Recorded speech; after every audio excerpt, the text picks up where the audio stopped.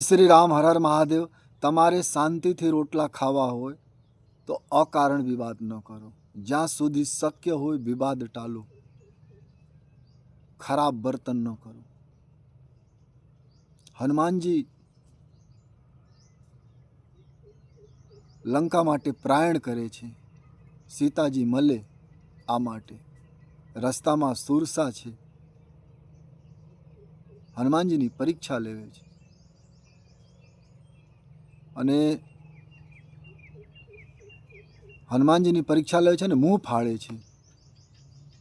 જસે જસે સુરુસા બદન પઠાવા, તાસ રૂપ કપી દૂન દિખાવા।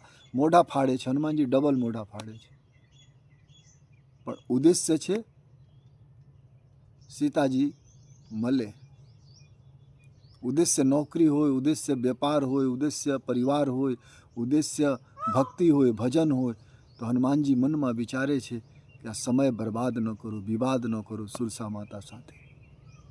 તો હનુમાનજી શું કરે છે? સતજો જન તેહી આનન કીન્હા, અતિ લઘુ રૂપ પવન સુતલ। હનુમાનજી નાના રૂપ ધારણ કરી લીધા, છોટા બની ગયા હનુમાનજી કે મારે વિવાદ કરવું નથી, સમય ખોટા બરબાદ ન કરો। તો અકારણ વિવાદ ન કરો, જ્યાં સુધી શક્ય હોય વિવાદ ન કરો। દિવસમાં બે ચાર લોકો એવા મળતા હોય જે વિવાદ કરવા માંગતા હોય, તમે નીચા દેખાડવા માંગતા હોય, તો તમે અકારણ વિવાદથી બચો।